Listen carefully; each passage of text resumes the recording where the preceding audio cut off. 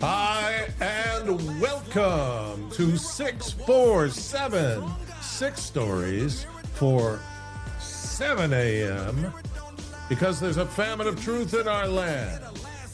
And this is your quick news fix. And the truth starts now. All right. Take one on the tapas bar. What do we got from the chef here? 1, 2, 3. All right. I got some people saying these things are getting too long. I don't know what to tell you. All right. First offer on the tapas bar is a beauty. John Bolton, former national advisor to President Donald Trump, was indicted Thursday. Yesterday, they picked this bad boy up by a federal grand jury in Maryland. Bolton, 76, is charged in a 26-page indictment with 8 counts of transmission of national defense information and 10 counts of retention of national defense information. Bet he could sell that. Bolton, who served as Trump's national security advisor from April 2018 through September 2019, only to become a leading critic of him, is the third high-profile Trump foe to be criminally charged in recent weeks after being criticized by the president. Notice how no matter what the media is that's doing this, it's always, oh, Donald Trump, this air of revenge, right? That these are innocent people and he's just got a hit list. Didn't hear that when he was being arrested and arraigned everywhere in the universe with, what was it, 36 felony accounts? It's ridiculous. And the left, they didn't want to scrutinize it at all. They just wanted to yell it from the mountaintops. All right, tapas plate 2. This has to do with the Florida gubernatorial race. So Byron Donalds, way ahead. Let's look at the numbers. He's 39% against Jay Collins, who's at 4%, Paul Renner, who's at 3%. And then there's the Not Sure group at 54%. We love them. And then head-to-head, Byron against Casey DeSantis, Ron DeSantis' wife. It's 47% for Byron and 21% for Casey. And then they run him against Jay Collins, and it's 52% for Byron and 12% for Jay Collins. So this is looking great for Byron. I've met Byron. I've seen him at CPAC a couple times. He is extremely well-spoken. He knows the issues. The question on my mind is this a rhino? I don't know. That's pretty far ahead this early without some serious rhino donor money around there somewhere. So let's see, let's listen, and let's hope for the best with Byron. He's a veteran, and he's handled himself pretty well.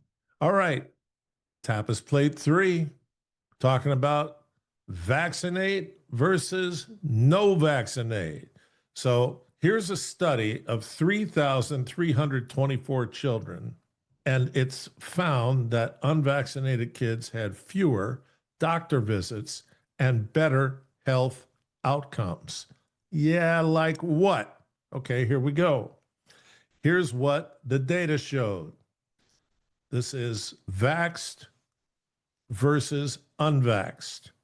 The vaxxed kids, 910% higher to have fever, 340% higher to have ear pain, 240% higher to have conjunctivitis, 180% higher eye disorders, 520% higher asthma, 690% higher hay fever or allergic rhinitis, 430% higher sinusitis. Are you sold on vaccines yet?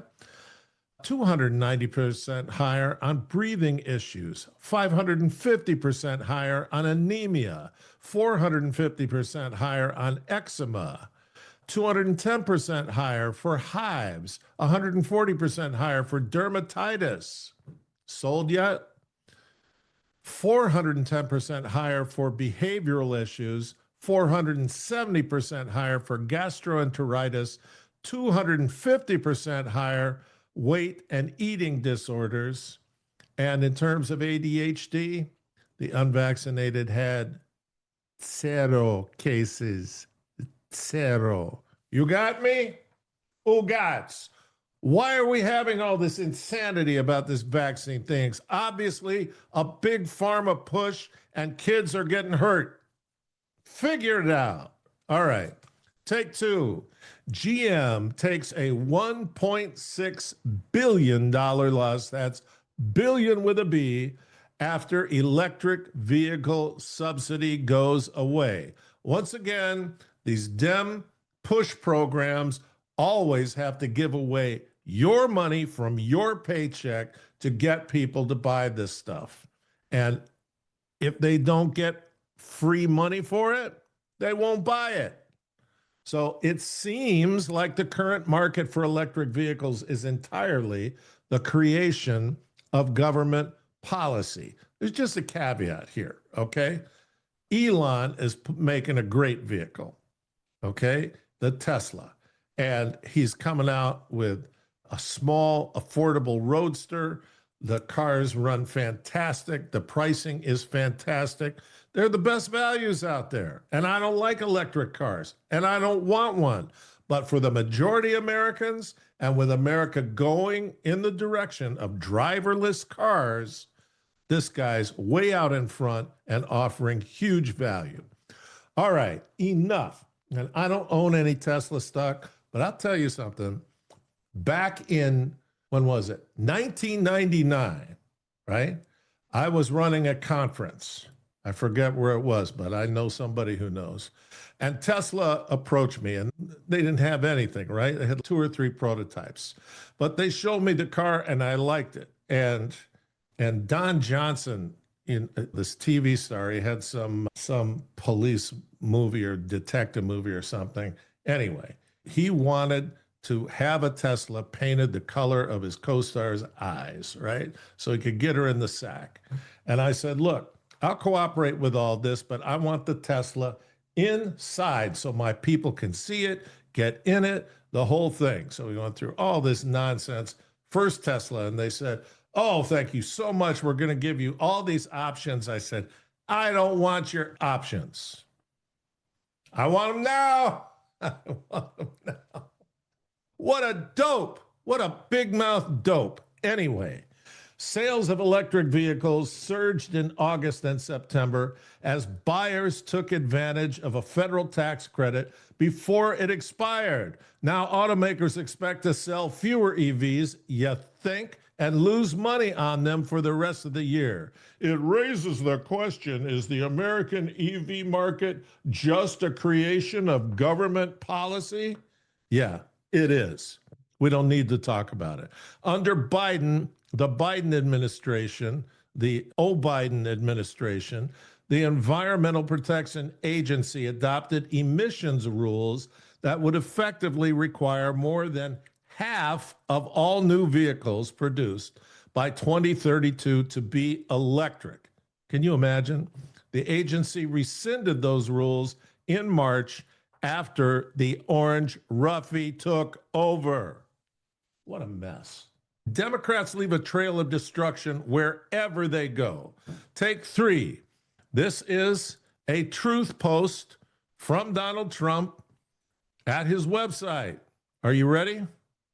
I have just concluded my telephone conversation with President Vladimir Putin of Russia. Thanks for that help. And it was a very productive one. President Putin congratulated me and the United States on the great accomplishment of peace in the Middle East, something that he said he had dreamed of for centuries. I can't even say that with a straight face. I actually believe that the success in the Middle East will help in our negotiation in attaining an end to the war with Russia and Ukraine. President Putin thanked the First Lady, Melania, for her involvement with children. He was very appreciative and said that this will continue. We also spent a great deal of time talking about trade between Russia and the United States when the war with Ukraine is over. At the conclusion of the call, we agreed that there will be a meeting of our high-level advisors next week. The United States initial meetings will be led by Secretary of State Marco Rubio, together with various other people to be designated. A meeting location is to be determined. President Putin and I will then meet in an agreed-upon location, Budapest, Hungary, to see if we can bring this inglorious war between Russia and Ukraine to an end. President Zelensky and I will be meeting tomorrow in the Oval Office, where we will discuss my conversation with President Putin and much more. Yeah, especially since he's there to get tomahawks to shoot at Putin. I believe great progress was made with today's telephone conversation. That's called leverage. All right, take 4. This is John Nolte at Breitbart. Pro-terrorist movie. We covered this last week. One battle after another. Projected to lose $100 million. And this is what we call reprobate entertainment finance. So I got this on the opening, and Variety said it's already making $100 million in its first week. It's one of the greatest movies ever. And turns out that was all not true. Paul Thomas Anderson's amoral and pro-violence One Battle After Another is projected to lose $100 million, reports the far-left Variety.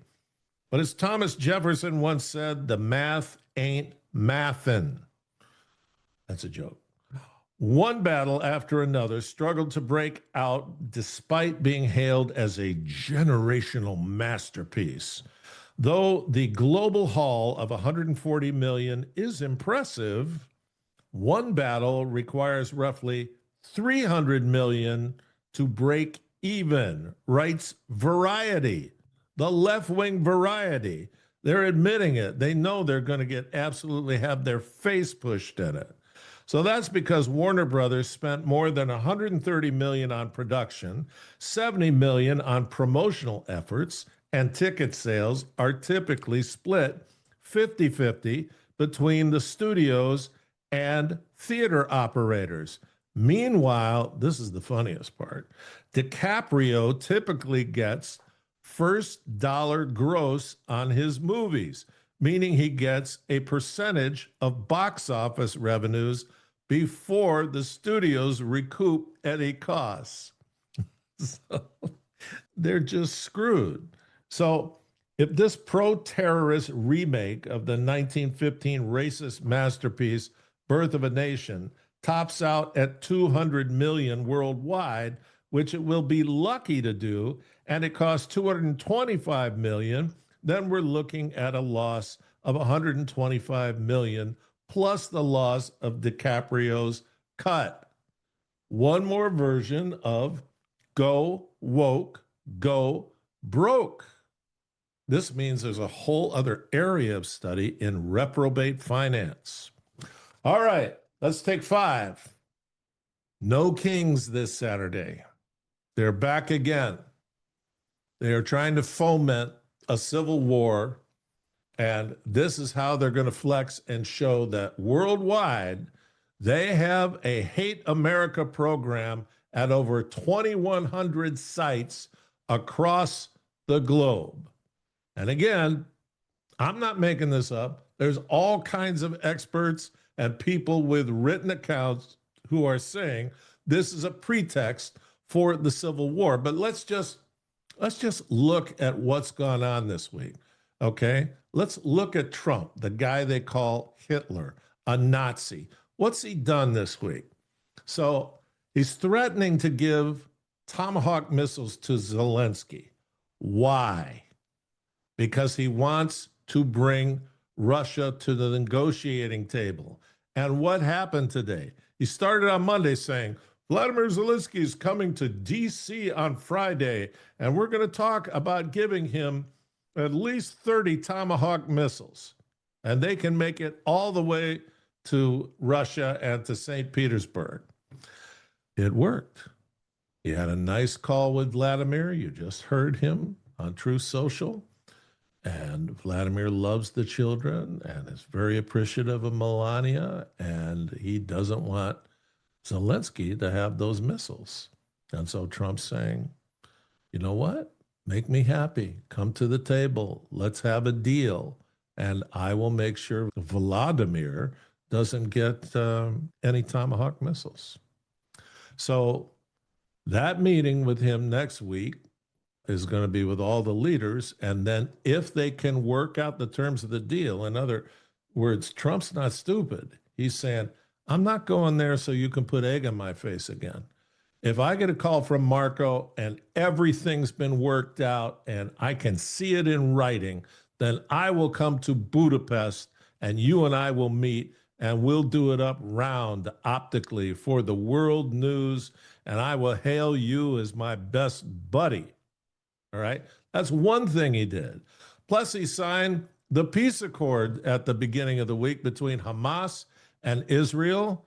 And unfortunately, your commentator here told you what Hamas was going to do, and they're just killing everybody over there. And I don't think it's because they think, oh my gosh, phase 2 is going to start pretty soon. We'll have to give up all our weapons. They have no intention of doing that.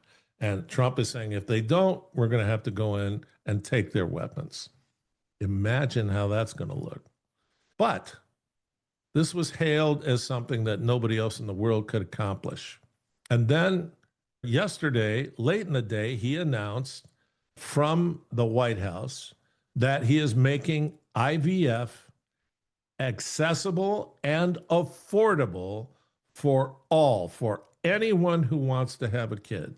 You'll no longer be boxed out with 5-figure and 6-figure medical costs that aren't covered by insurance.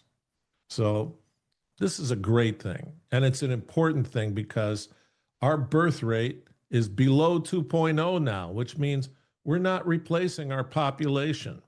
That is the death knell for a country.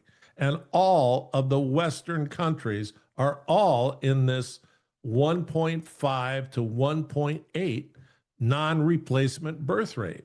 So Trump is doing something about that. He's saying, if you want to have kids and you're having trouble, we're going to get you all the technology you need and it will be affordable.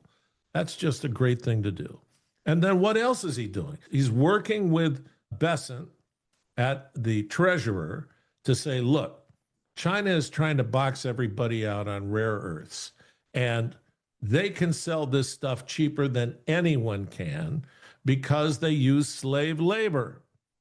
And so they can hold the rest of the world hostage. Well, we're not going to let that happen. So I want the Treasury to start taking an equity stake in key industries like rare earth, so that if we need to, we can set the price floors, meaning, let's just make it simple, cartoon math here, a ton of rare earth for $500, right? That's what China's doing.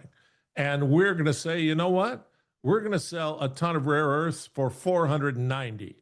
Then we take the market away from China and we'll work it out with any other countries and entities. But we're not going to let China hold the world hostage, and we're going to use our treasury to take a position in doing this.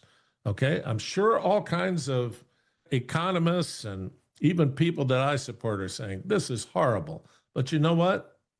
We're at war, whether they realize it or not. We are at war.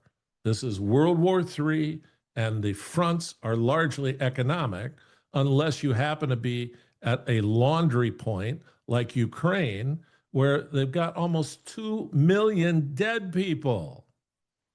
And nothing's been accomplished except death.